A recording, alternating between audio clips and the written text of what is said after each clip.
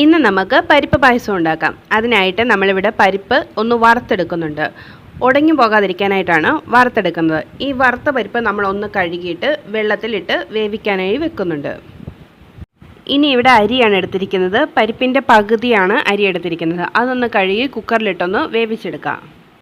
2 cup പരിപ്പാണെങ്കിൽ 1 cup അരി, ആ കണക്കിനാണ് എടുക്കേണ്ടത്. ഈ പരിപ്പിലേക്ക് നമുക്ക് വേവിച്ചെടുത്ത ചോറും കൂടെ ചേർത്ത് കൊടുക്കാം. എന്നിട്ട് നന്നായിട്ടൊന്ന് ഇളക്കി അതിൻ്റെ വെള്ളമൊക്കെ നന്നായിട്ട് പറ്റി വരണം. പരിപ്പിലെ വെള്ളമൊക്കെ നന്നായി വറ്റി വരുന്നുണ്ട്. ഇനി നമുക്കിതിലേക്ക് ശർക്കര പാനി കൂടെ ഒഴിച്ചു കൊടുക്കാം. മധുരത്തിനനുസരിച്ച് ഒഴിച്ചു കൊടുക്കാവുന്നതാണ്. ഇവിടെ ഒരു 1/2 കിലോ ശർക്കരയാണ് എടുത്തിരിക്കുന്നത്. അതിൻ്റെ പാനിയാണ് എടുത്തിരിക്കുന്നത്. അത് നന്നായി ഒഴിച്ച് നമുക്ക് എന്തോരം മധുരം വേണോ അതിനനുസരിച്ച് ഒഴിക്കാം. ഇനി കുറച്ച് നെയ്യൊന്ന് ഒഴിച്ചു കൊടുക്കുന്നുണ്ട്. നെയ്യ് ഒഴിക്കുന്നത് ചുവട്ടിലൊന്നും പിടിക്കാതിരിക്കാൻ വേണ്ടിയാണ് നെയ്യ് ഒഴിച്ചു കൊടുക്കുന്നത്. ഈ പായസം ഉണ്ടാക്കുമ്പോൾ ഉരുളിക്കകത്താണ് ഉണ്ടാക്കേണ്ടത്. പക്ഷേ ഇവിടെ ഉരുളിയില്ലായിരുന്നു, അതുകൊണ്ടാണ് കടായിക്കകത്ത് ഉണ്ടാക്കിയത്. ഇത് ഞാൻ ചെറുപ്പം തൊട്ട് കഴിക്കുന്നൊരു പായസമാണ്. അച്ഛൻ എപ്പോഴും വെക്കുന്ന പായസം.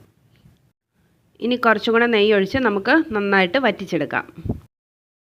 ഇനി ഇത് നല്ലപോലെ വറ്റിച്ചിട്ട് നമുക്ക് 2ാം പാൽ ഒഴിച്ച് നീട്ടണം. നീട്ടിക്കഴിഞ്ഞിട്ട് അത് വീണ്ടും വറ്റിക്കണം. ഇതിന് 2ാം പാൽ ഒഴിക്കേണ്ടത് ഒരു ശർക്കരയുടെ ഒരു മണമൊക്കെ അടിക്കും. ആ ഒരു ടൈമിലാണ് 2ാം പാൽ ഒഴിച്ച് കൊടുക്കേണ്ടത്.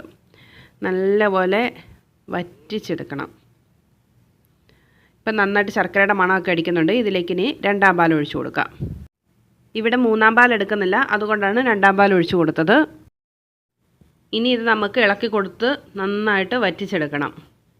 ഇളക്കി കൊടുത്തുകൊണ്ടേയിരിക്കാം. എല്ലാം ചൂട്ടി പിടിക്കും. നന്നായി ഇളക്കിക്കൊണ്ടേയിരിക്കാം.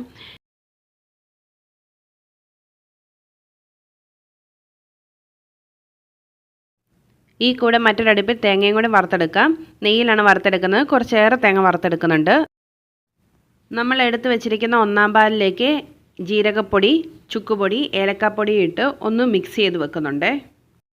ഇത് റെഡിയാക്കുന്നതിനിടയ്ക്ക് പായസം ഇളക്കി കൊടുക്കണം. തേങ്ങ വറുക്കാൻ വെച്ചിരിക്കുന്ന ഇളക്കി കൊടുക്കണം. തേങ്ങ വറുത്ത് റെഡിയായി കഴിഞ്ഞാൽ നമുക്ക് അണ്ടിപ്പരിപ്പ് മുന്തിരിയും കൂടെ അതേ നെയ്യിലേക്ക് തന്നെ വറുത്ത് കോരി എടുക്കാവുന്നതാണ്.